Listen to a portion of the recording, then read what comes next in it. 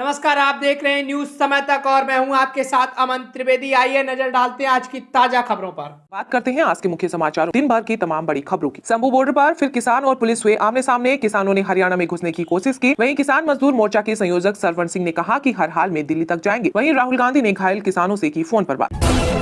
कांग्रेस की पूर्व अध्यक्ष सोनिया गांधी ने राजस्थान से राज्यसभा के लिए किया नामांकन। वहीं भाजपा ने राज्यसभा के लिए उम्मीदवारों की नई लिस्ट की जारी। पार्टी अध्यक्ष जेपी नड्डा गुजरात से होंगे उम्मीदवार, जबकि अशोक चौहान को महाराष्ट्र से राज्यसभा का मिला टिकट। प्रधानमंत्री नरेंद्र मोदी ने अबू धाबी के शेख जायद स्टेडियम में भारतीय समुदाय के कार्यक्रम एहलान मोदी को किया संबोधित। यूएई में कहा कि राष्ट्रपति नायान ने कहा था कि मंदिर के लिए जिस जमीन पर तुम लकीर खींचोगे वो मैं दे दूंगा।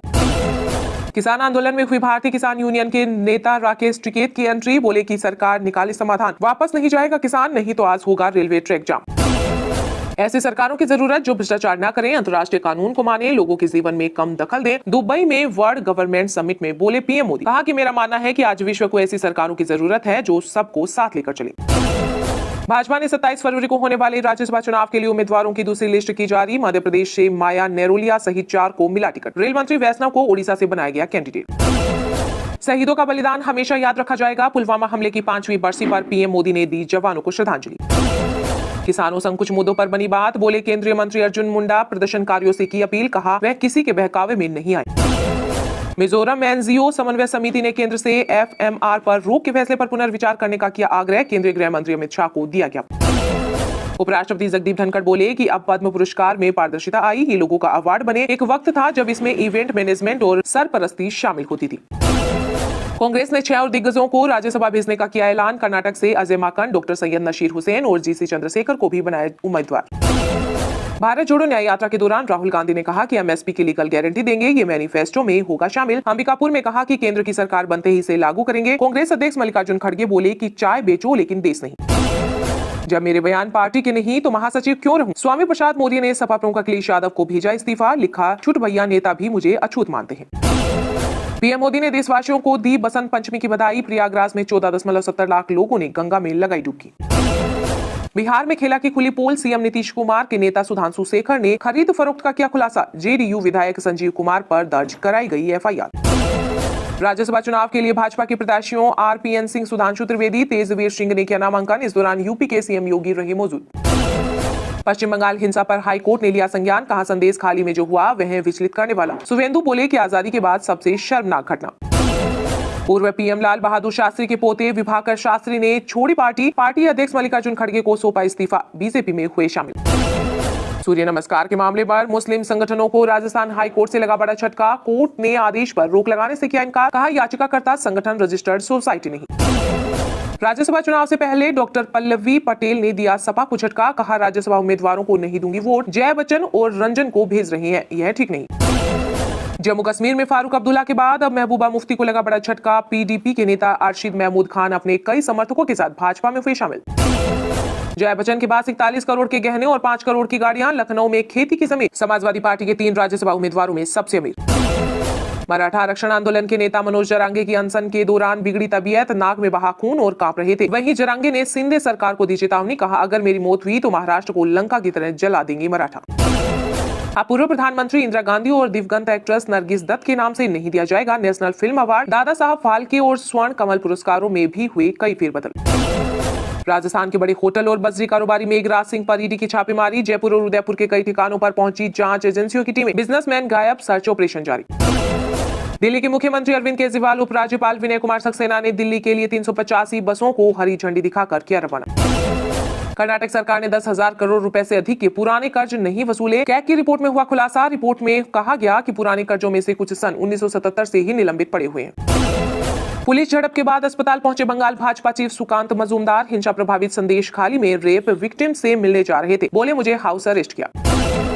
किसान आंदोलन पर बोले राजस्थान के पूर्व डिप्टी सीएम सचिन पायलट। कहा केंद्र सरकार की हठधर्मिता जो किसानों की मांग पूरी नहीं कर रही। इंडिगो फ्लाइट में मिले सैंडविच के अंदर निकला स्क्रू। बेंगलुरु से चेन्नई जा रहे पैसेंजर का दावा। एयरलाइंस ने माफी मांगने से किया इनकार। बिल्किस बानो केस में गुजरात सरकार ने सुप्रीम कोर्ट में दायर की याचिका। कहा राज्य के खिलाफ की गई टिप्पणियां हटाई जाएं। आदेश में बदलाव की मांग। ब्रज में शुरू हुआ 40 दिवसीय होली उत्सव। वृंदावन के मंदिरों में उड़ा खूब अबीर उला। भगवान के गालों पर लगाया गया गुलाल। देश विदेश से 4 लाख भक्त पहुंचे। राजस्थान में फिर हुआ बड़ा प्रशासनिक फेरबदल। भजन लाल सरकार ने 33 IAS अधिकारियों का किया तबादला, 8 जिलों के कलेक्टर भी बदले।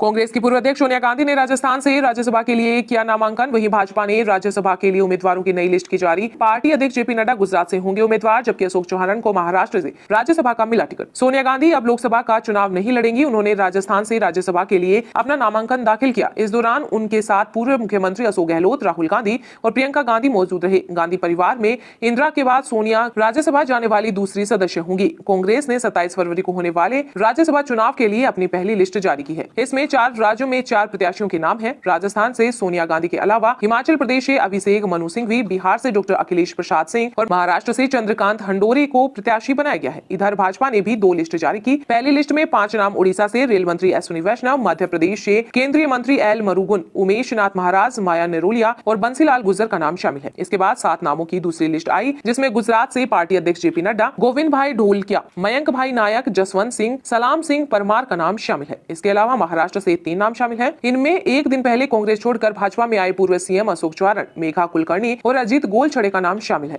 भाजपा ने अब तक 26 प्रत्याशियों के नाम घोषित कर दिए हैं। इससे पहले पार्टी ने 11 फरवरी को 7 राज्यों से 14 लोगों के नाम की घोषणा की थी। इसमें उत्तर प्रदेश से कांग्रेस के भाजपा में आए RPN सिंह, सुधांशु त्रिवेदी, चौधरी तेजवीर सिंह, साधना सिंह, अमरपाल मौर्य, संगीता बलवंत, नवीन जैन शामिल है। इसके अलावा हरियाणा से सुभाष बराला, बिहार से धर्मशिला गुप्ता और भीम सिंह, उत्तराखंड से महेंद्र भट्ट, बंगाल से सामिक भट्टाचार्य, कर्नाटक से नारायण कृष्णा शाह, भांगड़े और छत्तीसगढ़ से राजा देवेंद्र प्रताप सिंह का नाम लिस्ट में शामिल है। शंभू बॉर्डर पर फिर किसान और पुलिस हुए आमने सामने। किसानों ने हरियाणा में घुसने की कोशिश की। वहीं किसान मजदूर मोर्चा के संयोजक सरवण सिंह ने कहा कि हर हाल में दिल्ली तक जाएंगे। वहीं राहुल गांधी ने घायल किसानों से फोन पर की बात। अपनी मांगों को लेकर दिल्ली चलो मार्च के तहत पंजाब से निकले किसानों का दूसरे दिन पंजाब हरियाणा के शंभू बॉर्डर पर जबरदस्त तनाव देखने को मिला। किसानों के जत्थे को पुलिस ने शंभू बॉर्डर पर ही रोक लिया और धीरे धीरे हालात बिगड़ गए। पुलिस ने प्रदर्शनकारियों को तितर बितर करने के लिए बड़ी संख्या में आंसू गैस के गोले छोड़े और घटनास्थल से पुलिस पर पथराव की भी खबरें आई। किसानों के विरोध प्रदर्शन पर किसान नेता सरवण सिंह पढ़ेर ने कहा, वह अपनी मांगों पर केंद्र से बातचीत के लिए किसी भी निमंत्रण पर विचार करेंगे, लेकिन उसे बातचीत के लिए सकारात्मक माहौल सुनिश्चित करना चाहिए। उन्होंने कहा कि प्रधानमंत्री को पहल करनी चाहिए। उन्होंने न्यूनतम समर्थन मूल्य की गारंटी के लिए कानून बनाने की भी अपील की। इधर राष्ट्रीय राजधानी में किसानों को प्रवेश करने से रोकने के लिए दिल्ली की सीमाओं पर भी बहुस्तरीय अवरोधक, कंक्रीट के अवरोधक, लोहे की कीलें और कंटेनर की दीवारें लगाकर सुरक्षा के कड़े इंतजाम किए गए। वहीं कांग्रेस नेता राहुल गांधी ने किसानों के दिल्ली चलो मार्च के दौरान कथित तौर पर पुलिस कार्रवाई में घायल हुए एक किसान से फोन पर बात की और इस आंदोलन के प्रति अपना समर्थन जताया। राहुल गांधी ने अपने व्हाट्सएप चैनल पर इस बातचीत का एक वीडियो भी साझा किया। वहीं केंद्रीय कृषि मंत्री अर्जुन मुंडा ने कहा कि सरकार किसानों से बातचीत के लिए तैयार है, समाधान निकालने की कोशिश जारी है। उन्होंने कांग्रेस पर आरोप लगाया है कि MSP की गारंटी देने के लिए उनको किसी ने नहीं रोका था। वो लंबे समय तक सरकार में रहे हैं। कृषि मंत्री ने कहा है कि किसान राजनीति से प्रेरित है। उन्होंने कहा कि जिस कानून की बात हो रही है उसके बारे में ऐसा कोई निर्णय नहीं लिया जा सकता जिसकी बाद में आलोचना हो। आज का वीडियो कैसा लगा है कमेंट बॉक्स में जरूर बताएं। वीडियो पसंद आया है तो लाइक कीजिए, चैनल को सब्सक्राइब कीजिए और साथ में बेल आइकन को प्रेस करना ना।